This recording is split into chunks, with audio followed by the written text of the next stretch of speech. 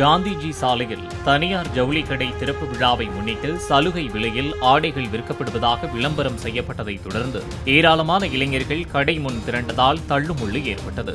50 ரூபாய்க்கு T shirt, 100 ரூபாய்க்கு shirt மற்றும் 120 ரூபாய்க்கு டாப்ஸ் என அறிவித்த நிலையில் கடைக்கு சென்றபோது ஆஃபர் முடிந்துவிட்டதாக கடை உரிமையாளர்கள் தெரிவித்ததாக வாடிக்கையாளர்கள் குற்றம் சாட்டினர்.